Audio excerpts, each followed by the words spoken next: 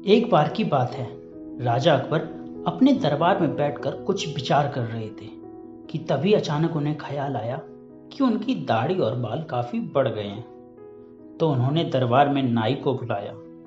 नाई राजा की हजामत बना ही रहा था कि कहीं से कौवा आकर वहां बैठकर कांव कांव करने लगता है। अकबर नाई से पूछते हैं, यह कौवा कांव कांव क्यों कर रहा है? इस पर नाई बोलता है, यह आपके पूर्वजों का हालचाल बताने आया है।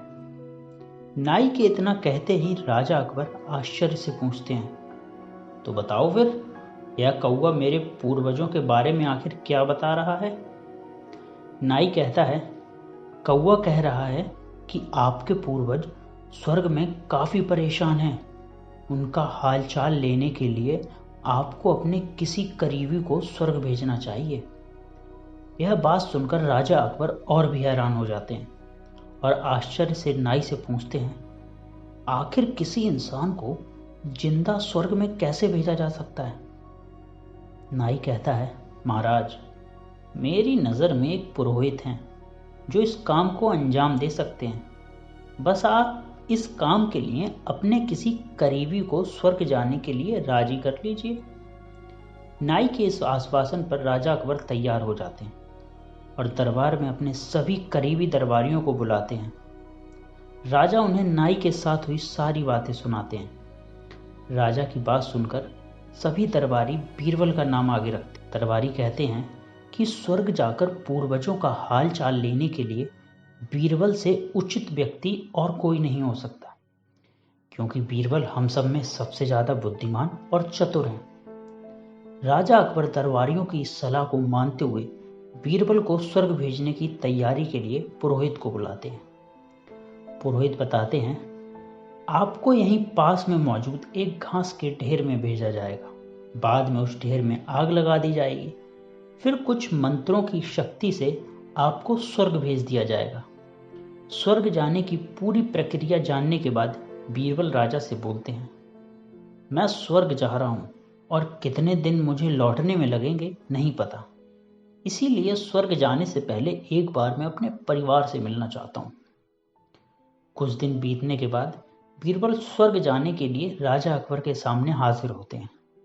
फिर पुरोहित को बुलाया जाता है और बीरबल को स्वर्ग भेजने की प्रक्रिया पूरी होती है। धीरे धीरे महीने बीत जाते हैं और राजा अकबर को बीरबल की चिंता होने लगती है। तभी अचानक बीरबल दरबार में हाजिर हो जाते हैं। राजा अकबर बीरबल को देखकर बहुत खुश होते हैं और अपने पूर्वजों का हालचाल पूछते हैं। बीरबल बोलते हैं, आपके पूर्वज काफी खुश हैं और मजे में हैं। उन्हें बस एक ही तकलीफ है कि उनकी दाढ़ी और बाल काफी बड़े हो गए हैं, जिन्हें काटने वाला स्वर्ग में कोई नाई नहीं है। इसीलिए वहां उन्हें एक नाई की जरूरत है। ऐसे में हमें आपके पूर्वजों के लिए एक अच्छे नाई को स्वर्ग भेजने की तैयारी करनी चाहिए। बीरबल की इस बात पर राजा नाई को स्वर्ग जाने का आदेश देते हैं। राजा का आदेश सुनकर नाई घबरा जाता है और राजा के पैरों में गिरकर माफी मांगने लगता है। राजा से कहता है कि यह सब कुछ उसने वजीर अब्दुल्ला के कहने पर किया था। यह सब उन्हीं की साजिश थी ताकि वह बीरबल को अपने रास्ते से हटा सके। ये सब जानने के बाद राजा अकबर ने वजीर अब्दुल्ला और उनके साथियों को दंड देने का आदेश दिया और बीरबल से पूछा, तुम्हें इस सच्चाई का पता कैसे चला और घास के ढेर में आग लगने के बाद तुम कैसे बच गए?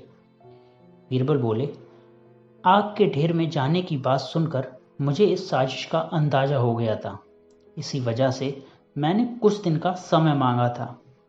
उन दिनों में मैंने उस घास के ढेर वाले स्थान के नीचे से अपने घर तक एक सुरंग बनवा दी थी।